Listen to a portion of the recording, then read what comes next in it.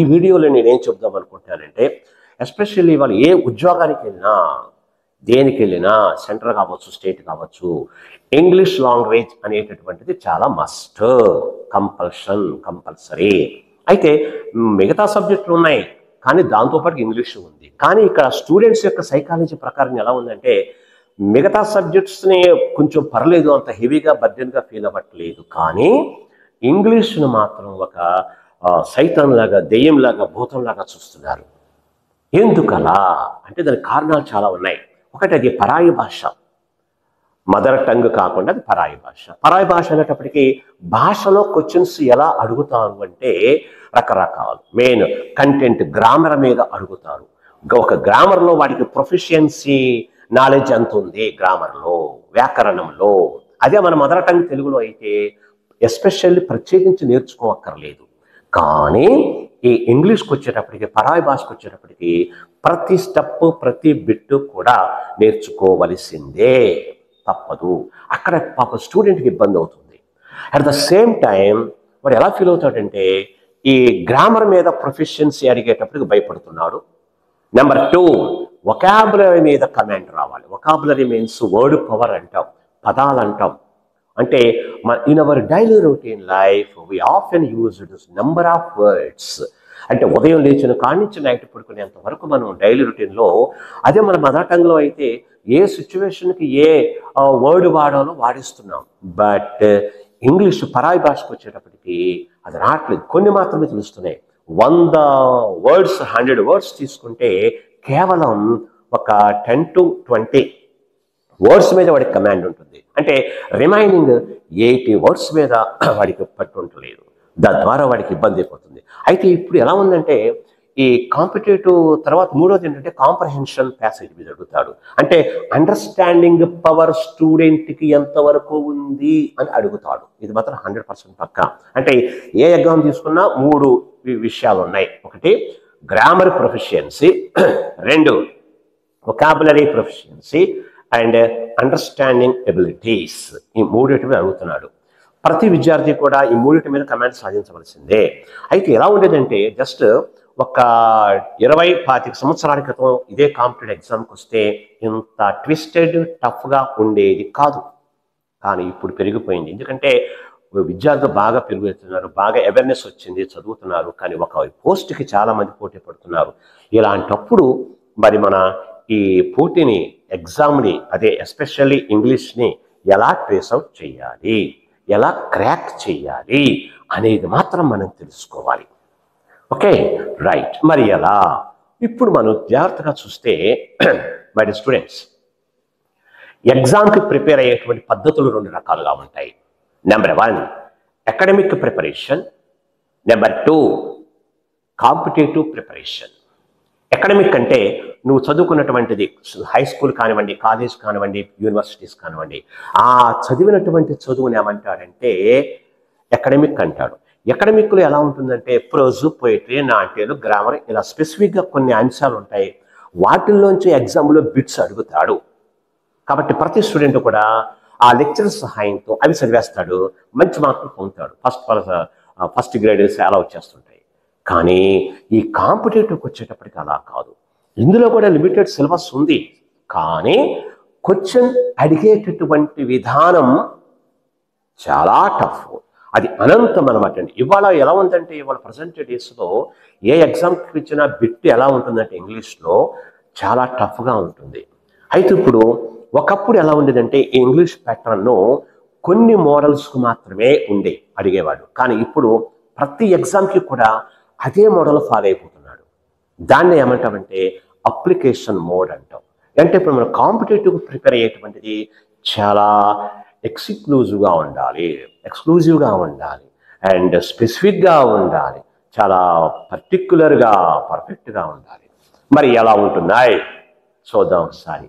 మరి కాంపిటేటివ్ విషయానికి వస్తే ప్రధానంగా ఇంగ్లీష్ పరంగా 2 parts ఆర్ దేర్. అంటే మన ప్రతి స్టూడెంట్ కూడా కాంపిటేటివ్లో ఉద్యోగం కోసం సాధించేటువంటి పరీక్ష రాసేటప్పుడు ఇంగ్లీష్ సబ్జెక్ట్ పరంగా ఎలాంటి స్టెప్స్ తీసుకోవాలి, what steps should be taken అనేది తీసుకుందాం.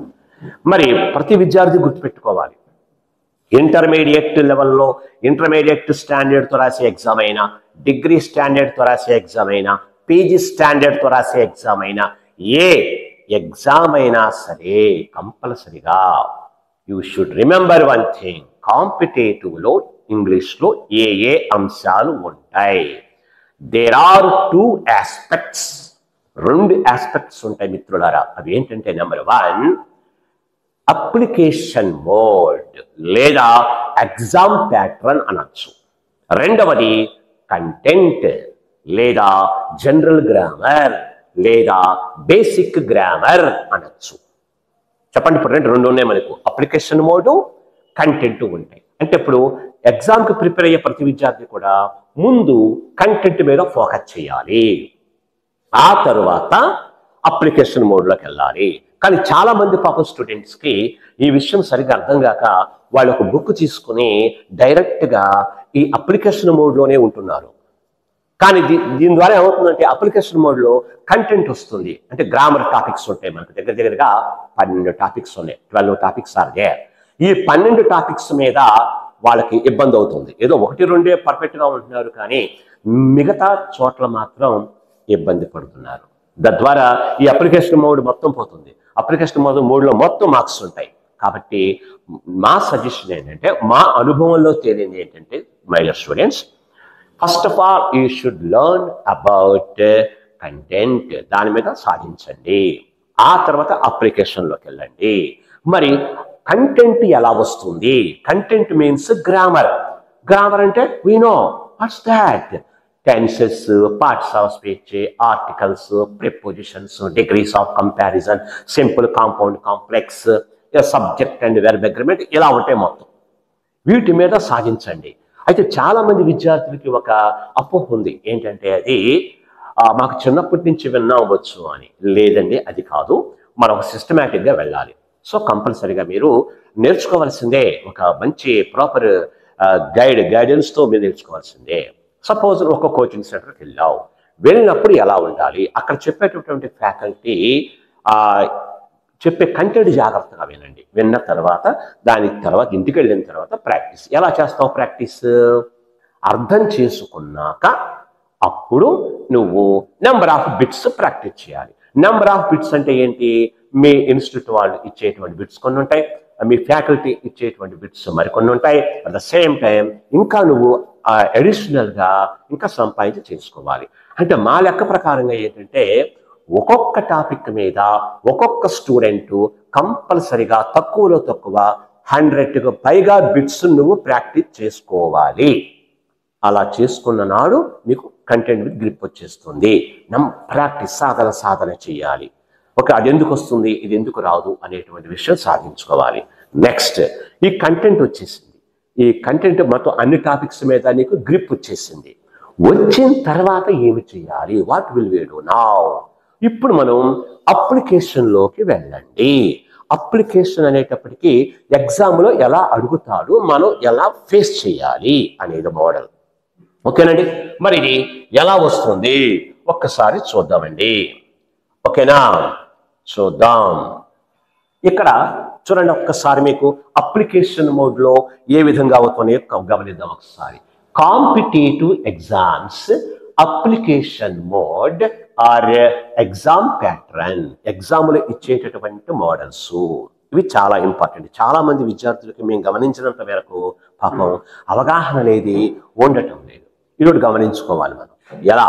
There are how many patterns? చూడండి, first one error location, and the second one is sentence improvement, fill in the blanks, close test, comprehension passage, para-jumbled sentences, and vocabulary part. Last one is vocabulary part. జాగ్రత్తగా చూడండి ఎలా. Okay మరి students, మరి ఇప్పుడు ఎలా? First error location. ఇక్కడ గమనిస్తే error location, sentence improvement, fill in the blanks and cloze test, ఇక్కడ వరకు ఈ 4ని ఏమంటామంటే మనం, ఈ 4 మోడల్స్ని ఏమంటామంటే దేని మీద డిపెండ్ అవుతాయంటే, జాగ్రత్తగా చూడండి. మొత్తం గ్రామర్ మీద డిపెండ్ అవుతాయి, మొత్తం కంటెంట్ మీద డిపెండ్ అవుతాయి. ఏంటవి? Error location, sentence improvement and fill in the blanks, cloze test. 1 2 3 4 ఎలా వస్తాయి? ఫస్ట్ చూడండి ఒకసారి. ఎర్రర్ లొకేషన్ అంటాడు. ఇది మీకు అకాడమిక్ లో ఎక్కడా కనిపించదు. మీకేమిటో అకాడమిక్ లో షార్ట్ క్వశ్చన్లు, లాంగ్ క్వశ్చన్లు, ఎస్ఐ క్వశ్చన్లు, బిట్స్ కనిపిస్తాయి. కానీ ఇక్కడ ఇది వేరు. ఎర్రర్ లొకేషన్ అంటే a long sentence is given. ఒక పెద్ద సెంటెన్స్ ఇస్తాడు, దాన్ని 3 భాగాలు చేస్తాడు. It is divided into 3 parts. ఆ 3 భాగాల్లో ఏదో ఒక భాగంలో కంపల్సరిగా ఒక మిస్టేక్ ఉంటుంది. గ్రామటికల్గా కానివ్వండి, లేదంటే పంక్చువల్గా కానివ్వండి, ఇట్ మీన్స్ క్యాపిటల్ అలాంటివి కానివ్వండి. ఇలా ఉన్నప్పుడు ఏమవుతుందంటే మనం ఐడెంటిఫై చేయాలి, మిస్టేక్ ఎక్కడుందో పట్టుకోవాలి. ఒకవేళ ఉంటే అది ఓకే, మార్క్ వచ్చేస్తుంది. అదర్వైజ్ లేదనుకోండి, నో ఎర్రర్ అని చెప్పి 4వ పార్ట్ ఇస్తాడండి. అప్పుడు మనం 4 సెలెక్ట్ చేసుకోవాలి. కాబట్టి my dear students, error location అనేటువంటిది అది రావాలంటే 80% మనకి కంటెంట్ మీద, గ్రామర్ మీద కమాండ్ ఉండాలి. ఒక రిమైనింగ్ 20% లాజికల్ సెన్స్ ఉండాలి. లాజికల్ సెన్స్ మీన్స్ తార్కికమైనటువంటి ఆలోచన ఉండాలి. ఈ పదం ఎందుకు ఉండకూడదు, ఎందుకు రావచ్చు, దీనికి గ్రామర్ నాలెడ్జ్ కొన్నిటికి అవసరం లేదు. కొన్ని కొండ గుర్తులు ఉంటాయి. మిగతా సబ్జెక్ట్స్లో లాగా ఇంగ్లీష్లో కూడా కొన్ని బైహార్టింగ్ సెక్షన్స్ కొన్ని ఉంటాయి, గుర్తుండిపోతాయి. ఎందుకు, ఏమిటి, ఎలా అని అడగకుండా వచ్చేస్తాయి. దాన్ని దృష్టిలో పెట్టుకోవాలి. ఎర్రర్ లొకేషన్ అంటే అది చేయొచ్చు మనం. దీన్ని ఇప్పుడు మన ప్యాటర్న్లో బ్యాంకు కానివ్వండి, దేనికైనా సరే 5 మార్క్స్ ఈజీగా ఇచ్చేస్తున్నాడు. అంటే నువ్వు ఆ గ్రామర్ టాపిక్స్ కంటెంట్ మీద నాలెడ్జ్ ఉన్ననాడు ఈ 5 మార్క్స్ ఈజీగా వచ్చేస్తాయి. కాబట్టి ప్రతి విద్యార్థి కూడా, స్టూడెంట్ కూడా బాగా అర్థం చేసుకోవాలి. Next, sentence improvement. సెంటెన్స్ ని డెవలప్ చేసుకోవటం. Improvement means development. Development means we should develop the given sentence without any mistakes. తప్పులు లేకుండా, మిస్టేక్స్ లేకుండా మన సెంటెన్స్ ని కరెక్ట్ చేసి డెవలప్ చేయటమే ఇంప్రూవ్మెంట్. ఇది ఎలా ఇస్తాడు అంటే, ఒక పెద్ద సెంటెన్స్ ఇస్తాడు, అందులో ఎక్కడో ఒక చోట అండర్లైన్ చేస్తాడు. అండర్లైన్ చేసిన పార్ట్లో వాడి ఉద్దేశం ఏదో తప్పు ఉందని, దానికి కింద 4 ఆప్షన్లు ఇస్తారు, లేదంటే 5 ఆప్షన్లు ఇస్తారు. ఈ 4-5 ఆప్షన్లో దాని ప్లేస్లో మనం ఏదైనా పెడితే సరిపోతుందా లేదా, ఒకవేళ నీ మనసుకు సరిపోతుంది, నీ నాలెడ్జ్కి అనిపిస్తే చెయ్యి. ఒకవేళ అందులో కూడా ఒకసారి అది కరెక్టే ఇస్తాడు, కరెక్ట్ ఇచ్చే దానికన్నా అండర్లైన్ చేస్తాడు నిన్ను టెస్ట్ చేయడానికి, ట్విస్ట్ చేయడానికి. అప్పుడు నువ్వేం చేస్తావు, దాన్ని ఐడెంటిఫై చేసి ఒక ఆప్షన్ ఇస్తాడు లాస్ట్ది, నో కరెక్షన్ రిక్వైర్డ్ లేదా నో ఇంప్రూవ్మెంట్ రిక్వైర్డ్ అంటాడు. దాన్ని సెలెక్ట్ చేసుకోవాలి. ఇది సెంటెన్స్ ఇంప్రూవ్మెంట్ అంటే. ఇది కూడా ఇంచుమించుగా 5 మార్క్స్కి వస్తాయి. ఇది కాంపిటేటివ్లో ఉండి తీరవలసిందే, 100% పక్కా. ఎస్, ఇది కాంపిటేటివ్, ఏ ఎగ్జామ్ అయినా సరే ఇంగ్లీష్ పరంగా. Error location and sentence improvement. Next, what about fill in the blanks. Fill in the blanks అంటే ఏంటి? ఖాళీలను పూరించటం. ఇది మనకు చిన్నప్పటి నుంచి పరిచయం ఉంది, 6th క్లాస్ నుంచి ఉంది, డిగ్రీ ఫస్ట్ ఇయర్ వరకు ఉంది ఇది ఇంగ్లీష్ సబ్జెక్ట్లో. ఏం చేస్తాడు వాడు, ఒక sentence, A sentence is given, ఒక సెంటెన్స్ ఇస్తాడు. In that sentence 1 blank is given, ఒక బ్లాంక్ కూడా ఇస్తాడు. కింద 4 ఆప్షన్లు ఇస్తాడు. We should select the correct appropriate answer for the given blank. ఇచ్చిన బ్లాంక్ కరెక్ట్ చూసుకోవాలి మిత్రులారా. మరి అలా చేసినప్పుడు ఏమవుతుందంటే, నీకు ఈ ఫిల్ ఇన్ ద బ్లాంక్స్లో ఒక చిన్న కన్ఫ్యూజన్ ఏర్పడుతుంది. నెంబర్ 1, అవి వేటి మీద ఇవ్వచ్చు. ప్రధానంగా వొకాబులరీ మీద ఇవ్వచ్చు. వొకాబులరీ అంటే synonyms, antonyms, 1 word substitutions, homonyms, ఇలా అన్నిటి మీద ఇవ్వచ్చు. కానీ అంతకుమించి గ్రామర్కి వచ్చేటప్పటికి ఎందులో ఇవ్వచ్చు అంటే పార్ట్స్ ఆఫ్ స్పీచ్, అంటే adjectives, prepositions, conjunctions and adverbs. So అన్నిటి మీద ఇవ్వచ్చు. సో జాగ్రత్తగా ఉండాలి. అయితే ఈ ఫిల్ ఇన్ ద బ్లాంక్స్కి వచ్చేటప్పటికి ఇంకొక విధానం ఏంటంటే, 2 మోడల్స్ ఇవ్వచ్చు. సింగిల్ ఫిల్లర్, డబుల్ ఫిల్లర్స్ అని 2 మోడల్ ఇవ్వచ్చు. సింగిల్ ఫిల్లర్ అంటే single blank, and double filler అంటే 2 బ్లాంక్స్ ఇస్తాడు. కాబట్టి మనం ఏం చేయాలంటే జాగ్రత్తగా చూసుకోవాలి. డబుల్ ఫిల్లర్ ఇచ్చాడు అంటే కింద ఆప్షన్స్లో 2 ఆప్షన్లు ఇస్తాడు. కొంచెం జాగ్రత్తగా చూసుకోవాలి. సో ఈజీయే, మార్క్స్ ఈజీగా వస్తాయి. Next, what about the next one? Cloze test. What is the meaning of close? What is the spelling of close? CLOZE. యాక్చువల్గా స్పెల్లింగ్ క్లోజ్ CLOSE. ఏమ రైట్? మరి అలా ఉన్నప్పుడు క్లోజ్ మీన్స్ ముయ్యటం, క్లోజ్ ద డోర్ అంటాం, తలుపు ముయ్యమంటాం. కానీ ఇక్కడ స్పెల్లింగ్ మారింది. స్పెల్లింగ్ మారింది అంటే జస్ట్ మీనింగ్ కూడా స్లైట్ చేంజ్. ఎలా? క్లోజ్ అంటే మూసేయటం. ఎలా మూసేయటం? With the appropriate meaning or word. సరి అయినటువంటి పదంతో దాన్ని మూసేయ్, క్లోజ్ చేసేయ్, అర్థవంతంగా తయారు చేయి అని అర్థం అండి. అది క్లోజ్ టెస్ట్. ఇది ఎలా ఉంటుంది మోడలు అంటే, ఒక పారాగ్రాఫ్ ఇస్తాడు. ఇది కూడా చిన్నప్పటి నుంచి నీకు పరిచయం ఉంది. ఒక పారాగ్రాఫ్ ఇస్తాడు, ఒక 5-6 లైన్లు, ఒక 7-8 లైన్ల పారా ఇచ్చి అందులో మధ్య మధ్యలో బ్లాంక్స్ ఇస్తాడు. ఒక్కొక్క బ్లాంక్కి నెంబర్ ఇస్తాడు. నెంబర్, ఆ నెంబర్ ఇచ్చినప్పుడు ఆ నెంబర్కి సరిపడా ఒక్కొక్క దానికి 4-5 ఆప్షన్లు ఇస్తాడు. ఆ 4 ఆప్షన్లో 5 ఆప్షన్లో ఆ నెంబర్ 1 బ్లాంక్కి ఏది సూటబుల్లో మనం వీ షుడ్ సెలెక్ట్ చేసుకోవాలి. అదే క్లోజ్ టెస్ట్ అంటే. మరి ఇంకొకటి ఏంటంటే, ఈ క్లోజ్ టెస్ట్కి ఇంకొక పేరుంది. అదేంటంటే నంబర్డ్ గ్యాప్స్. నంబర్డ్ గ్యాప్స్ అంటాడు. నంబర్డ్ గ్యాప్స్ అంటాడు అంటే గ్యాప్స్ ఇవ్వడం అన్నమాట అండి. అది క్లోజ్ టెస్ట్. ఇకపోతే అలాగే సెంటెన్స్ ఇంప్రూవ్మెంట్ అనేటువంటి సెకండ్ టాస్క్ కి కూడా ఇంకొక పేరు ఉంది. అదేమిటంటే ఫ్రేజ్ రీప్లేస్మెంట్. ఫ్రేజ్ రీప్లేస్మెంట్ అంటాడు. ఫ్రేజ్ ని రీప్లేస్ చేయటం అండి. ఇది error location, sentence improvement, fill in the blanks, cloze test.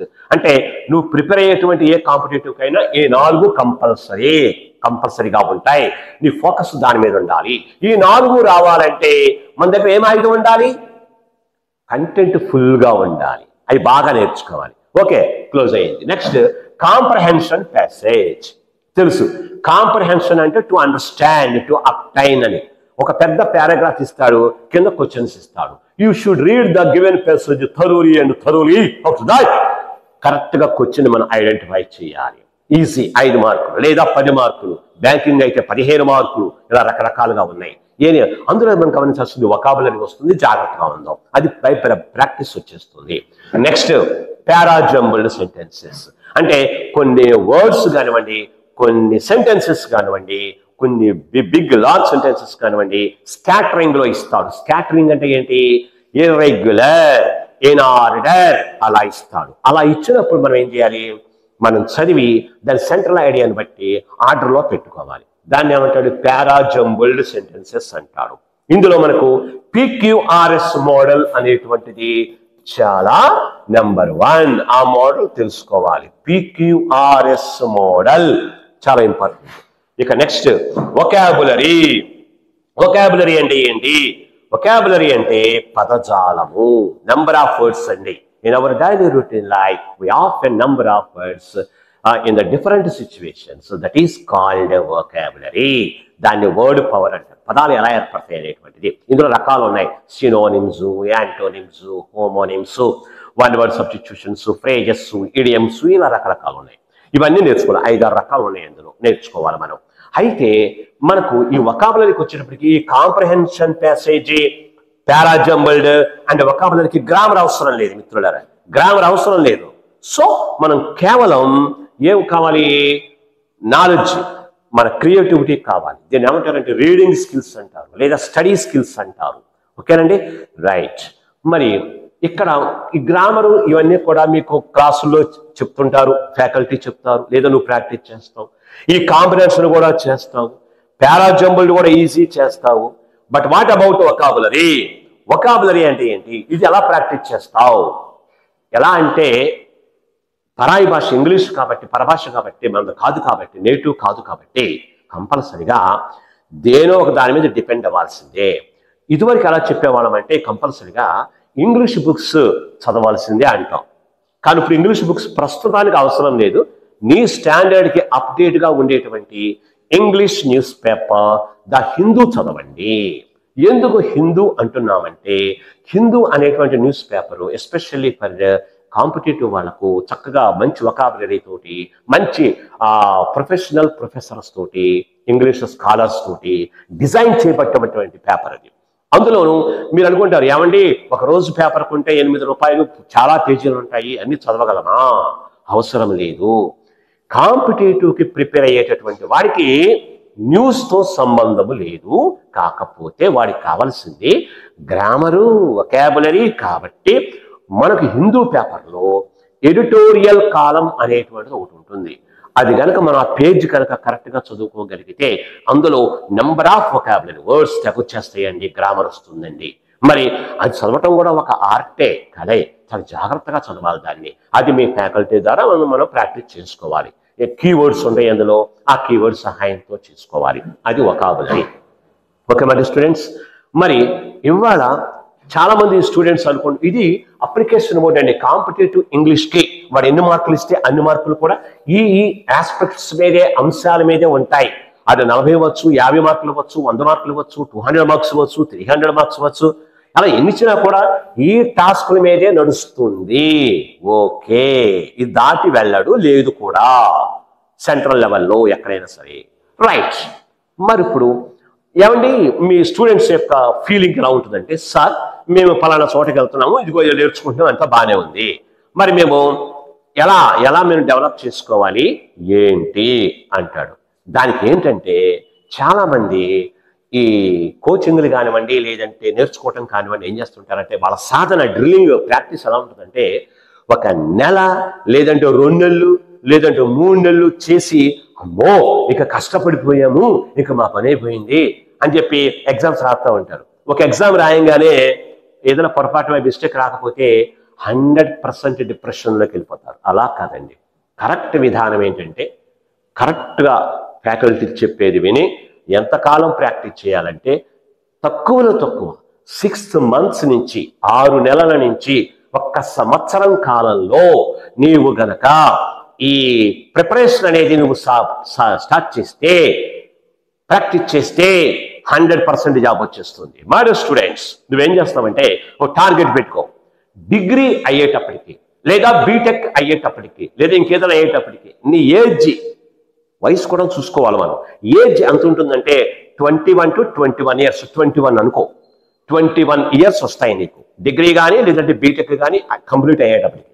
అప్పుడు నువ్వేం చేయాలి, 21 years నుంచి 1 year కరెక్ట్గా ఈ ప్రాక్టీస్కి పెట్టుకో, ప్రాక్టీస్ కోచింగ్ పెట్టుకో. ఒక 6-7 నెలలు క్లాసులు చక్కగా విను, ఒక 3-4 నెలలు ఎగ్జామ్స్ రాయి, ఎప్పటికప్పుడు మెరిట్స్ డిమెరిట్స్ తెలుసుకో, గ్యారంటీగా వస్తుంది. అంటే 1 yearలో గ్యారంటీగా అది ఏ ఎగ్జామ్ అయినా సరే 100% సక్సెస్ అవుతావు. ఇట్స్ మై వర్డ్, ఇది నిచ్చే మాట. ప్రాక్టీస్ చేయాలి. మరి సంవత్సరం పాటు నువ్వు చేయాలి. 21 సంవత్సరం నీకు వచ్చిన తర్వాత నువ్వు గోల్ పెట్టుకో, 22వ సంవత్సరం ఎండింగ్కి నాకు ఉద్యోగం వచ్చేసేయాలి, సెంట్రల్ గవర్నమెంట్ లేదా స్టేట్ గవర్నమెంట్ ఉద్యోగం వచ్చేసేయాలని పెట్టుకో. ఒక 1 year కష్టపడు. దానికి ఏం చేస్తావంటే, ప్రతి ఎగ్జాము కూడా అప్లై చేసేసుకోవాలి, చేసేసుకొని రాయాలి. అది ఇదా అదా అని కాదు. కొంతమంది ఏం చేస్తారంటే ప్లాన్ చేస్తారు, కోచింగ్ అంతా అయిపోయాక, సిలబస్ అంతా అయిపోయాక అప్పుడు అప్లై చేద్దాంలే అనుకుంటారు. లేదు. కాబట్టి మనం కంపల్సరిగా పెట్టేసుకోవాలి, అప్లై చేసేసుకోవాలి. ఇవాళ నువ్వు స్టార్ట్ చేసి కోచింగ్ లేదంటే ప్రిపరేషన్ వాళ్ళు స్టార్ట్ చేసి, రేపొద్దున నోటిఫికేషన్ పడితే యూ షుడ్ అప్లై, తప్పకుండా అప్లై చేయాలి. అంతే, రాయాలి. రాసినప్పుడు వెంటనే ఆశించకూడదు ఉద్యోగం వస్తుంది అని. అందులో లోటుపాట్లు తెలుస్తాయి. పేపర్ ఎలా ఉంది, ప్యాటర్న్ ఎలా ఉంది, ఇవన్నీ కవర్ అవుతున్నాయా లేదా, నువ్వు ఎలా అటెంప్ట్ చేస్తావు, నీలో ఏ లోపం అనేది చేసుకొని రెక్టిఫై చేసుకోవాలి. ఈ విధంగా నీకు సంవత్సరం కాలం పాటు సరిపోతుంది. ఓకే. మరి ఇలా చేసేటువంటి ప్రాక్టీస్ చేసేటువంటి నేపథ్యంలో నీకు ఒకటి కావాలి, ఏంటంటే పేషెన్స్, ఓపిక, నిదానం, పట్టుదల ఉండాలి. అది ఉండాలి. కానీ ఇక్కడ చాలా మందికి ఉంటుంది, కానీ ఇక్కడ ఒక డీమెరిట్ కనిపిస్తుంది. అదేంటంటే, మై డియర్ స్టూడెంట్స్, చాలా మంది స్టూడెంట్స్ తోటి విద్యార్థులతో కంపేర్ చేసుకుంటున్నారు.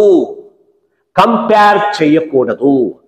ఎందుకు చేయకూడదు? చాలా మంది అంటారు, ఎడ్యుకేషన్లో మనకు స్పర్ధ ఉండాలి కదండి, కాబట్టి స్పర్ధ అంటే కంపారిజన్ అనమాట అండి. కానీ ఉండాలి, కానీ ఇప్పుడు పరిస్థితి కాదు. ఇది కాంపిటేటివ్ యుగం. ఎందుకు వద్దు అంటున్నారు? జాగ్రత్తగా వినండి.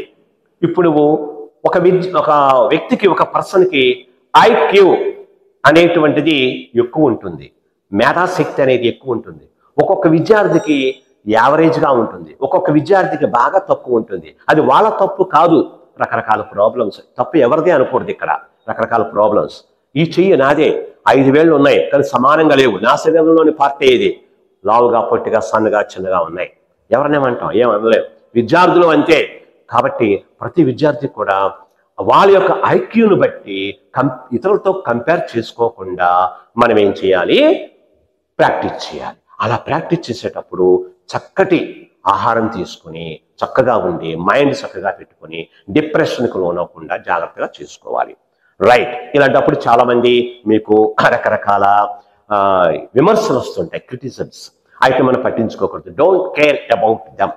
పట్టించుకోకూడదు, మన పని మనం చేసుకోవాలి. ఏమీ లేదు, కష్టే ఫలే. ఇట్స్ మై లాస్ట్ స్లోగన్, కష్టే ఫలే. కష్టపడితే ఫలితం ఆటోమేటిక్గా వస్తుంది అంతే. చేయడమే మన డ్యూటీ, మనం చేయాలి, 100% చేయడమే. మనిషి తలుచుకుంటే ఇవాళ చంద్రమండలంలో, రోదశిలో, పైన అంతరిక్షంలో సునీత విలియమ్స్ ఎన్ని రోజులు ఉందో మీకు తెలుసు. ఒక లేడీ, ఒక స్త్రీ. మరి అలాగే మనం సాధించలేమా? ఎందుకు సాధించలేం? 1 సంవత్సర కాలంలో నువ్వు జాబ్ కొట్టలేవా? మరి ఒక్కసారి నువ్వు జాబ్ కొట్టావంటే నీ జీవితం అంతా కూడా హ్యాపీగా ఉంటుంది. అట్ ద సేమ్ టైం నీవు, నీ కుటుంబం, నీ ఎన్విరాన్మెంట్, నీ పరిసరాలు అందరూ కూడా హ్యాపీగా ఉంటారు. చాలా మంచిగా ఉంటుంది, క్రేజీగా ఉంటుంది. కాబట్టి నువ్వు 1 సంవత్సరం కష్టపడలేవా జాబ్ కోసం? 1 సంవత్సరం కష్టమని తలంచుకొని చదివితే మిగతా దేశాన్ని కూడా తలెత్తుకొని జీవించగలం మనం ధైర్యంతో. ఏమ రైట్? కాబట్టి ఇంగ్లీష్ గురించి అనవసరమైనటువంటి ఫోబియా అవసరం లేదు. చక్కగా ఈ మోడల్స్ మైండ్లో పెట్టుకొని కంటెంట్ బాగా వస్తే ఎలాంటి వాడికైనా జాబ్ గ్యారంటీ, 100% గ్యారంటీ. అయితే అయినా రావట్లేదు అంటే ఎక్కడో ఏదో ప్రాబ్లం ఉంది.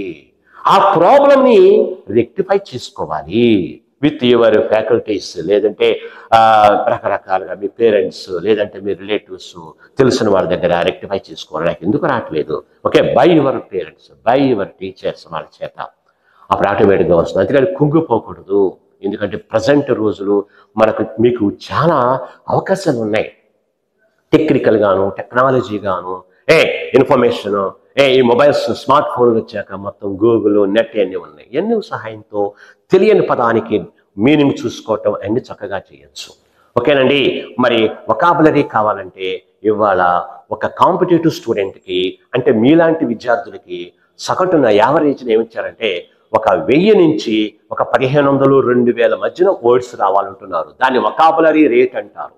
ఇవాళ యాక్చువల్గా ప్రపంచం మొత్తం మీద ఇంగ్లీష్లో పదాలు అబౌట్ 10 lakhs ఉన్నాయి.